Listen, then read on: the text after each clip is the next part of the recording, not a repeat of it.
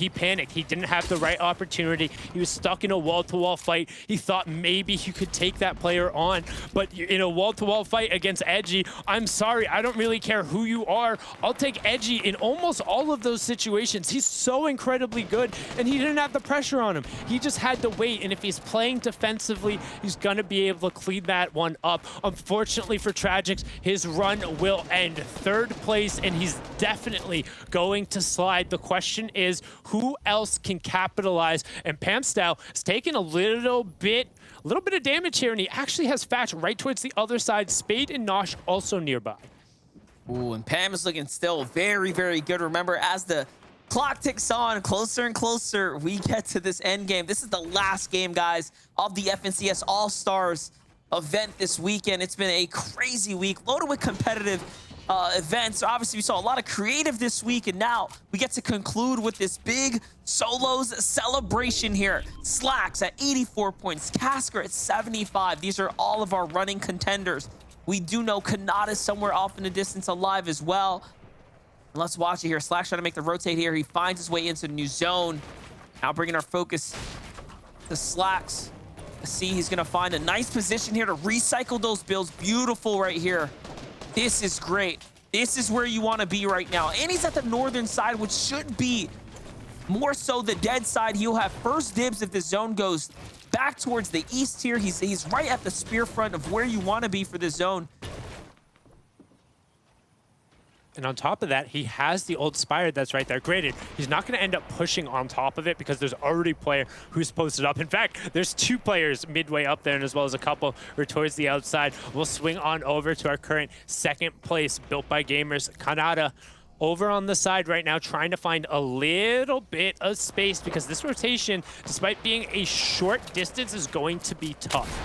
You have Asian Jeff right on the interior there. You see him just checking the bush, making sure no one's in there, throwing a couple pellets, and trying to go a little bit early, recognizing that there was a lot of players to either one of his side. Potentially, he's going to look to ramp over the top of Jamper here, or just post up right next to him. Instead, he's going to post up, but that was a thick shot coming out from Jamper. He ate a lot of the shields, and Jamper is actually going to go aggressive. Jamper's on that wall, trying to push forward, and Kanada's taking shots from the backside. He needs to be careful here, as on top of all that, he's getting pushed. He's only 13 damage above Storm Surge with 9 players to go down. Observers, don't you dare leave his perspective right now. We need to see what happens. Unless Pamstow is under threat, we need to see what happens in this circumstance because that Storm Surge threshold is ticking down. Only 6 above. He was 13 above before that. But Pen is in his box. 103. He opens it up right away. And that is huge. On top of that, Casker eliminates Cease.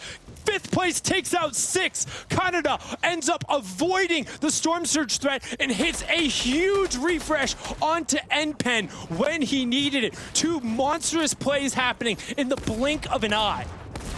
That was definitely the play for Kanata here. Now, this tournament run is alive. He has an opportunity. He has a realistic shot to do this once again.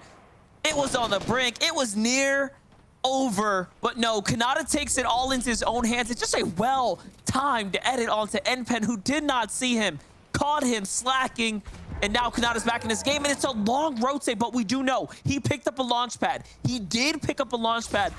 That could have been the most crucial elims of the day right now. Will Kanata be able to get across with this pad effectively? If he can get there safely, he's good, but no.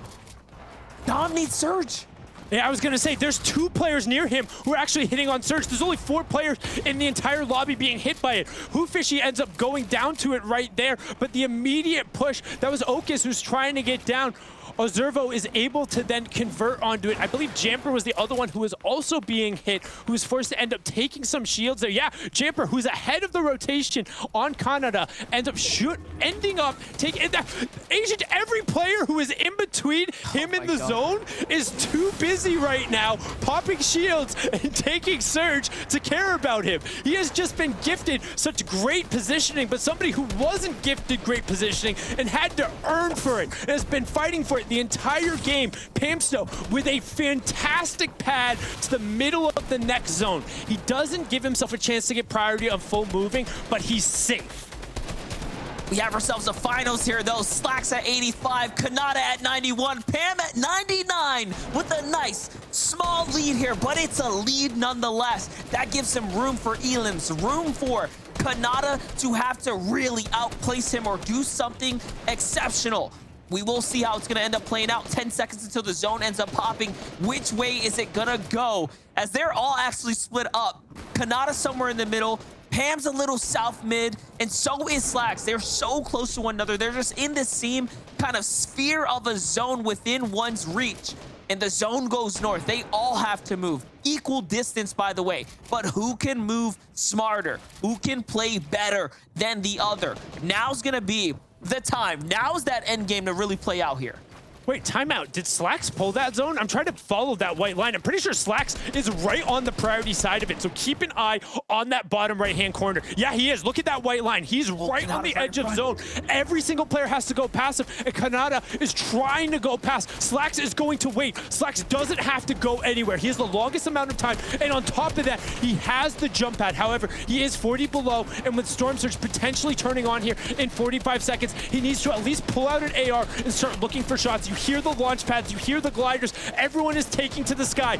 Game 6, top 3 on their feet right now. Pamsto in first, Kanata in second, just 8 points behind, and then Slacks in third, currently sitting 14 points back. Slacks misses his launch pad, takes a huge pump shot that happens in the bottom right-hand corner. Keep an eye there. He's the one currently under pressure. Pamsto in the top right is just looking to rotate and get ahead of the zone, prioritizing positioning as he's done all game. On the left-hand side, you can see Sentin up on the high ground, but the reality is we don't care what's on the wide, we care what's on the right. Pamsto, no builds. Our leader is on no builds. We're staying with him until he gets a refresh or until he goes down. The plays are going to have to be made. Zone is pulling away as well. Keep an eye on it. He wins or loses FNCS All-Star right here with this play. He's fighting through. He has a launch pad, but he doesn't have anywhere he can place it. You have to own that build. He finds Slacks! He finds the third base Slacks on the backside of the zone. That is gross. That's the refresh he needs. No extra shields into the box, but he's down. Where is Casker? Where is Kanata? Kanata's also down. It's Casker's game to win or lose. He needs to run it out. Monster, everyone has fallen yet again. This is worth everything right here for Casker. If he can make this end game, he has to break through, but he also has to break free. He needs more elims in order to catch up here. But what a run so far from Pam onto Slacks there to make that exchange. Down goes Chimp. Casker finds another. One step closer. One step closer.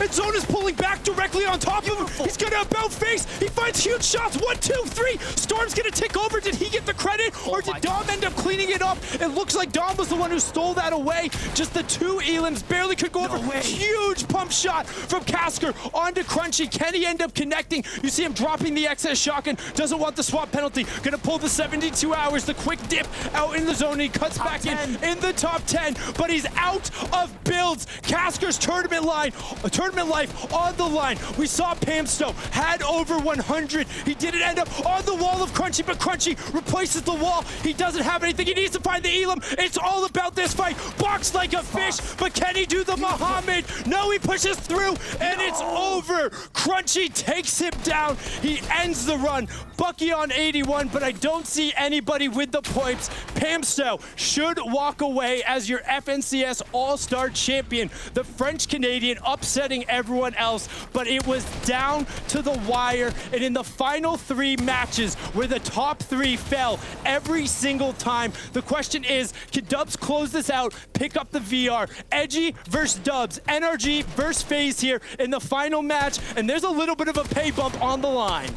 Yes, definitely a big substantial one, because there's so much prizing here for the solos, and Dubs should be able to close this out as Edgy has nothing left here, and it's all going to come down to the wire right here, right now. One pump in FaZe Dubs.